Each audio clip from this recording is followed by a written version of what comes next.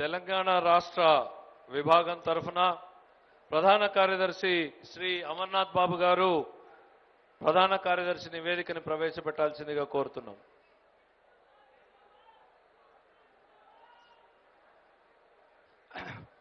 సభకు నమస్కారం.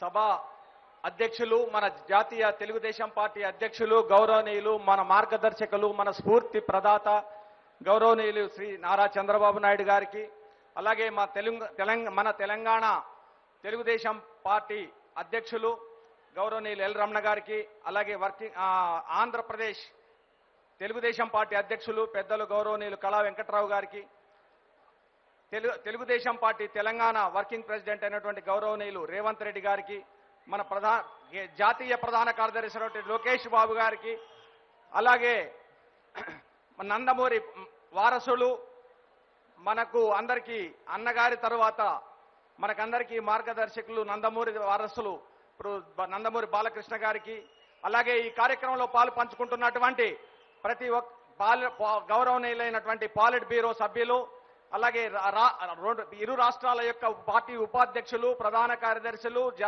రాష్ట్ర కార్యవర్గ యావత్తు ఈ మహానాడు 2016కు విచ్చేసినటువంటి ఆహుతులైనటువంటి సాధారణ జనరల్ బాడీ అయినటువంటి సభ్యులందరికీ కూడా నా సహచర నాయకులు, కార్యకర్తలకి నా యొక్క హృదయపూర్వకమైనటువంటి నమస్కారాలు తెలియజేసుకుంటూ, ఈ యొక్క తెలుగుదేశం పార్టీ గత 2 దఫాలు 2014, 2015 మహానాడు హైదరాబాదులో నిర్వహించుకోవడం జరిగింది.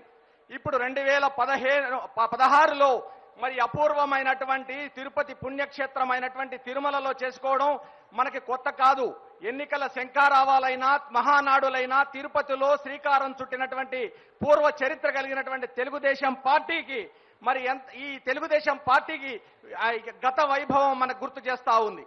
ఇవాళ హైదరాబాదులో పుట్టినటువంటి 1982 మార్చి 29వ తేదీన స్వర్గీయ ఎన్టీ రామారావు గారు పార్టీ ఆవిర్భవింపజేసినటువంటి రోజు హైదరాబాదులో తలుచుకుంటే వెంట్రుకలు గగుర్పడిచేటువంటి విధంగా ఆ స్ఫూర్తిని, ఆ స్థైర్యాన్ని కల్పించినటువంటి ఈ తెలుగుదేశం పార్టీని ఇవాళ ప్రస్తుత అధ్యక్షులు, జాతీయ అధ్యక్షులు గౌరవనీయులు పెద్దలు నారా చంద్రబాబు నాయుడు గారి నేతృత్వంలో పార్టీ ఇంతింతై వటుడింతై అన్నట్టు శాశ్వతంగా పేద ప్రజలకు, బడుగు వర్గాలకు అండగా నిలుస్తూ ముందుకెళ్తున్నటువంటి పరిస్థితులు మనం గమనిస్తూ ఉన్నాం మన కళ్ళ ముందు.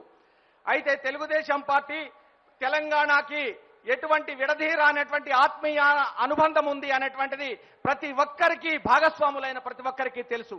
పటేల్ పట్వారీ వ్యవస్థ కానీ, మాండలిక వ్యవస్థని రూపుదిద్దుకోవడం కానీ, తినడానికి తిండి, కట్టుకోవడానికి బట్ట, ఉండడానికి ఇల్లు, తాగడానికి మంచినీళ్ళు అన్నటువంటి ప్రాథమిక అవసరాలను గుర్తిస్తూ స్వర్గీయ ఎన్టీ రామారావు గారు ఆత్మ గౌరవం నినాదంతో మరి కాంగ్రెస్ పార్టీని సమూలంగా మరి విఘాతం కల్పించి తెలుగుదేశం పార్టీని అధికారంలోకి తీసుకువచ్చినటువంటి ఘనత మాన్యులు పార్టీ వ్యవస్థాపక అధ్యక్షులు గౌరవనీయులు నారా చంద్రబాబు నాయుడు గారిని తెలంగాణ మరిచిపోదు. ఇవాళ తెలంగాణకు తెలుగుదేశం పార్టీకి ఆత్మీయతానటువంటి అనుబంధం ఉంది.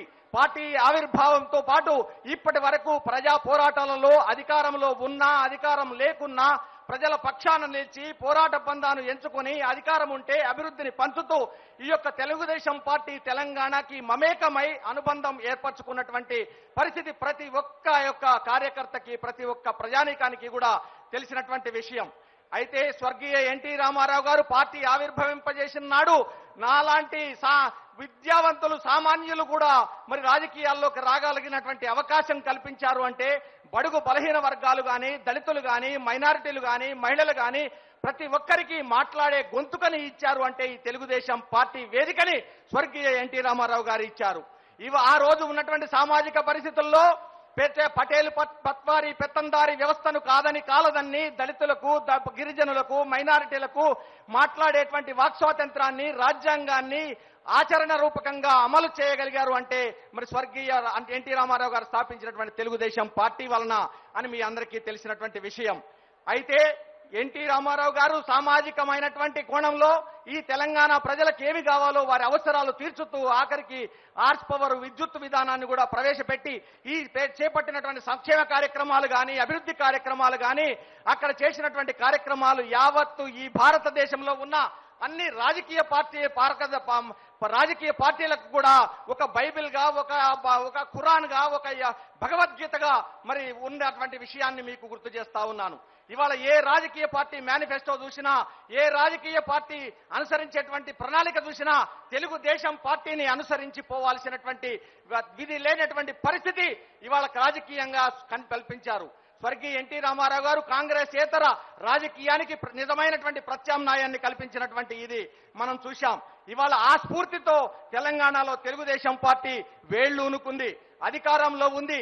సుదీర్ఘకాలం స్వర్గీయ మరి ఎన్టీ రామారావు గారి తర్వాత మరి గౌరవనీయులు చంద్రబాబు నాయుడు గారు ముఖ్యమంత్రిగా, మరి ఉమ్మడి రాష్ట్రంలో ప్రతిపక్ష నేతగా ఈ తెలంగాణ రాష్ట్ర ప్రజలతోటి మమేకమై వారితో భాగస్వామి అయినటువంటి మరి పార్టీ విజయ పదాన ముందుకు తీసుకెళ్లినటువంటి దృష్టాంతాలు ప్రతి ఒక్కరికి తెలిసినటువంటి విషయం.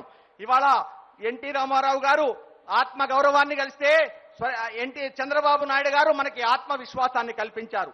ఈ ఆత్మవిశ్వాసంతో తెలుగుదేశం పార్టీకి ఒక శాశ్వతమైనటువంటి పునాదిని ఈ తెలంగాణలో కానీ యావత్ భారతదేశంలో కానీ కల్పించినటువంటి మరి స్ఫూర్తిని చూశాం.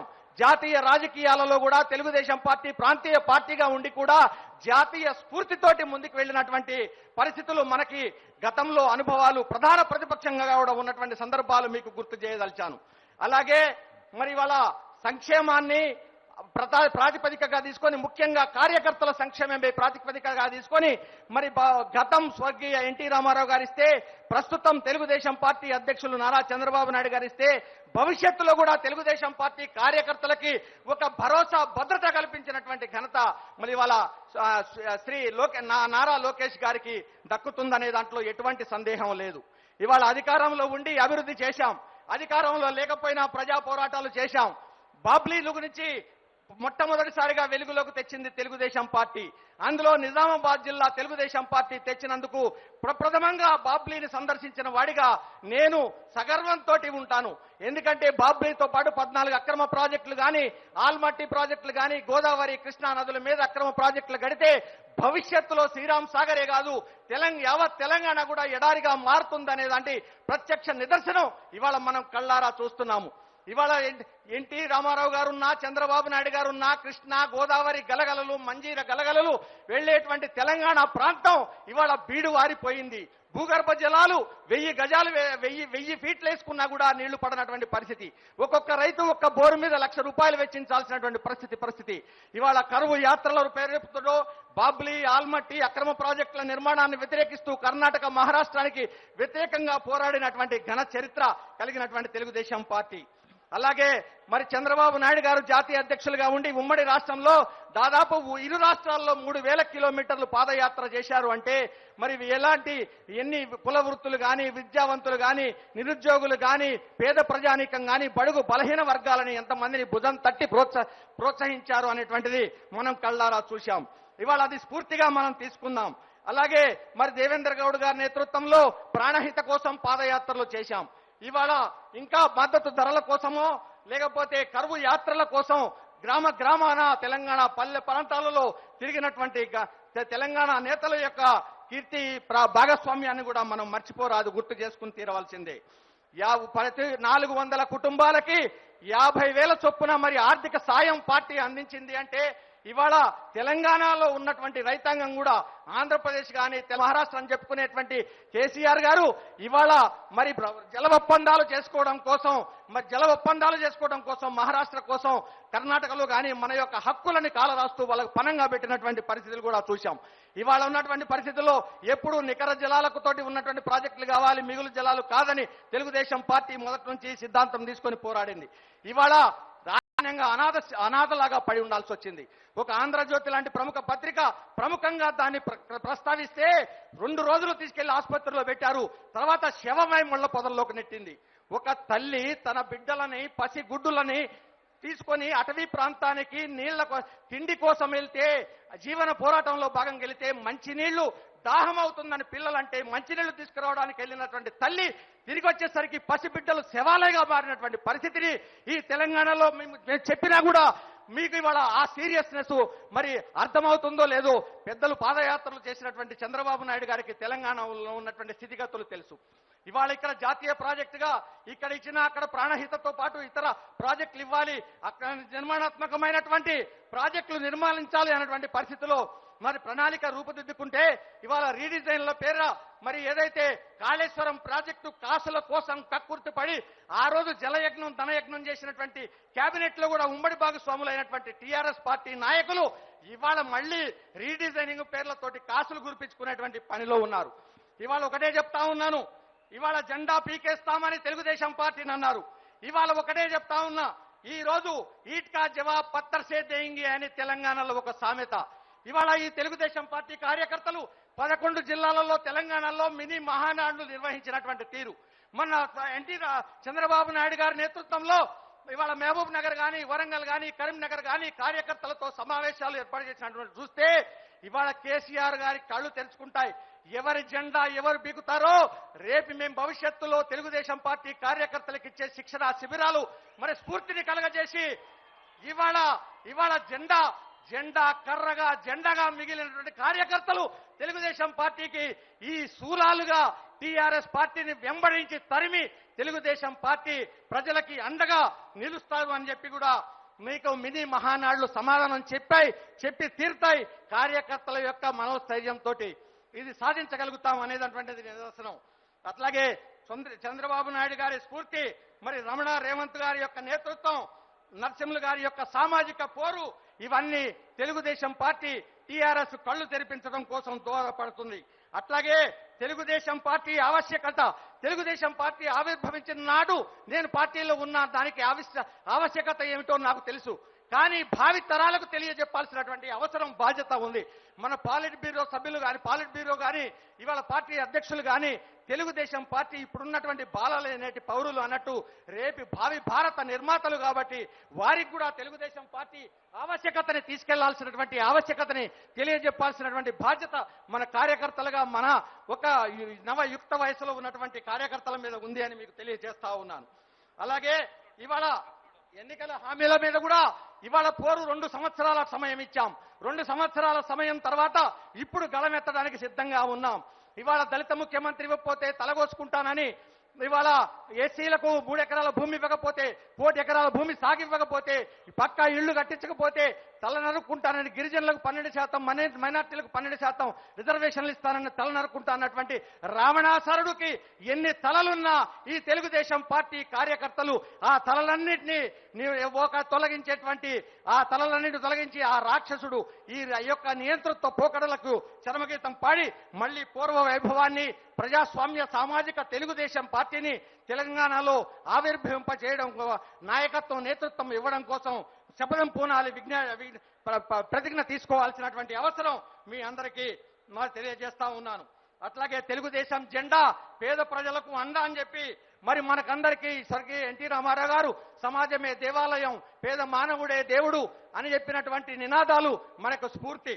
ఇవాళ చంద్రబాబు నాయుడు గారు మనకు తెలుగుదేశం బడుగు బలహీన వర్గాలకు వేదికగా, బాధితులకు గొంతుకగా మరి ఇచ్చినటువంటి దాఖలా ఇవాళ ప్రజలకు కార్యకర్తలకు కాదు, నాయకుల కోసం కాదు, తెలుగుదేశం బడుగు బలహీన దళిత గిరిజన మైనారిటీ మహిళా వర్గాలందరికీ కూడా వారికి ఒక వేదిక కావాలి, వాళ్ళకు ఒక గళం ఇప్పడానికి వేదిక కావాలి. గళం ఇప్పడం కోసం గళం విప్పాల్సినటువంటి నేపథ్యంలో ఈ ప్రభుత్వాన్ని నియంత్రించడం కోసం మరి తెలుగుదేశం పార్టీని రక్షించుకొని ముందుకు తీసుకెళ్లాల్సినటువంటి ఆవశ్యకతనందరినీ కూడా ప్రతి ఒక్క కార్యకర్తగా మరి నేను సహచర కార్యకర్తగా ఈ అవకాశం ఈ తెలుగుదేశం పార్టీ మరి ఈ యొక్క నివేదికను కూడా సమర్పించడం కోసం అపురూపమైనటువంటి మహద్భాగ్యాన్ని నాకు కల్పించినటువంటి జాతీయ అధ్యక్షులు చంద్రబాబు నాయుడు గారికి, పాలిట్ బ్యూరోకు అందరికీ కూడా హృదయపూర్వకమైనటువంటి ధన్యవాదాలు తెలియజేసుకుంటూ అఅందరితో అడుగులో అడుగు వేస్తూ గళంలో గళం కలుపుతూ పదంలో పదం వేస్తూ ఇంకా ముందుకెళ్తూ తెలుగుదేశం పార్టీని ఈ చంద్రబాబు నాయుడు గారి స్ఫూర్తితో ఇవాళ పెద్ద రమణ గారు రేవంత్ గారి నేతృత్వంలో తెలుగుదేశం పార్టీని అధికారం వచ్చే విధంగా పేద ప్రజలకు అండగా ఉండే విధంగా ఈ అవకాశం కల్పించాలని మరి ఈ అవకాశం ఇచ్చినటువంటి అందరికీ మరొకసారి ధన్యవాదాలు తెలియజేసుకుంటూ సెలవు తీసుకుంటాను.